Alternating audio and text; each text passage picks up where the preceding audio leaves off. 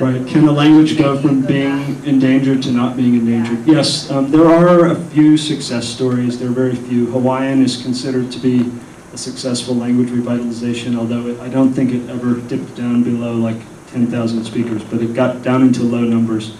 And they have introduced intensive schooling, so-called language nests, where they put kindergartners in an immersion program, and then each year they create another year of curriculum. So there are a few success stories that they don't really offset the global trend that we're studying. So, unfortunately. Yes, sir. Did you have a question? As a scientist, what did you set out to do with this film that you couldn't accomplish? What did I set out to do with the film? I'm not actually the filmmaker. So the film was made by Dan Miller and Seth Kramer. They're independent documentary filmmakers. They're not linguists. They knew nothing about linguistics before they started this film. They were personally inspired by the case of Yiddish, which had been a heritage language for both of them, but had been lost within their own families. And so they decided to make a movie about Yiddish. This is it. But they didn't know any linguists, so they called up Noam Chomsky and said, "I want to make a movie about dying languages," because they did a little bit of study and they realized that Yiddish was not alone in this situation, that there are thousands of endangered languages. And then they just began calling a lot of linguists, and eventually they called me and said, "Can we go to Siberia with you?" And I said, "Come along." So yeah, I wasn't sure at the time. I had no idea when I started that this would become a film, much less a critically acclaimed film. And now what I want for this film is to just do some awareness, some consciousness raising among the general public. I think people are naturally, they find this a compelling issue. They simply have never heard of it before. And it's also a bit of a recruiting pitch for linguistics, in case you didn't notice. You can acquire all the tools you need to do this kind of work by enrolling in linguistic classes, which are taught right here at USC. So it's really a kind of basic skill set if you're interested in doing this kind of work. Yes, ma'am.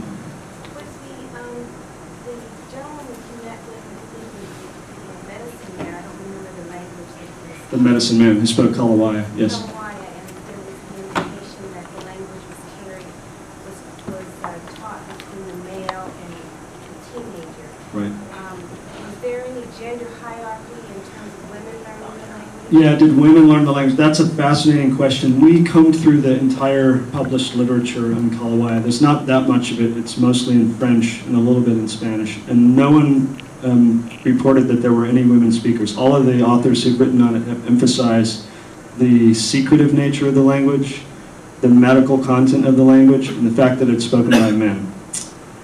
However, Max Chura doesn't have any sons, and he has a daughter who's 25 years old, and she was right by his side for the entire 4-hour ritual.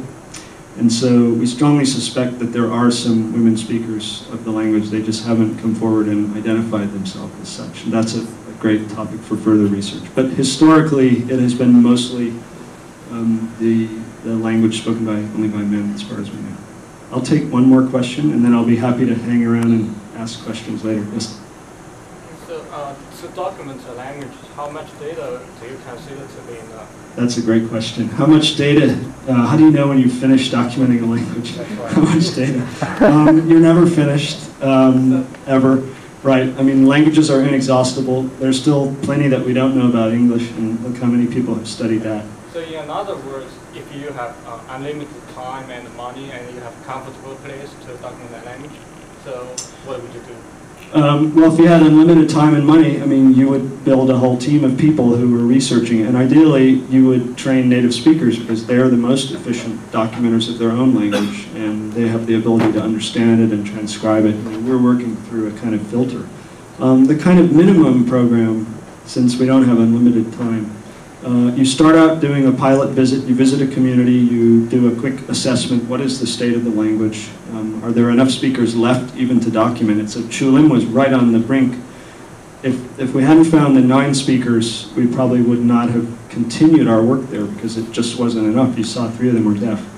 It just wasn't enough to document the language. Ultimately, we did a kind of salvage documentation. We went back 6 times over a period of 4 years.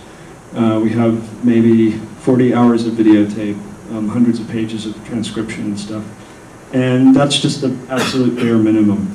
Ideally, after devoting a certain number of years to a language, you would want to have a dictionary of the language. You would want a descriptive grammar of the language, and you would want a digital corpus, audio and video recordings. But even that's not enough. You can't recreate a language from that. You really need to keep it alive in a community of speakers. That's really the only way. I'll close now, but I'd like to invite you to visit a new website that we've just launched with National Geographic. It's called languagehotspots.org, languagehotspots.org. Visit that. You can view our language hotspots map of the world. You can zoom in like to Central Siberia. You can visit, you can see video images of the speakers and stories and texts. It's a very interactive website. Thank you again for coming out on a rainy Friday night. I really appreciate it.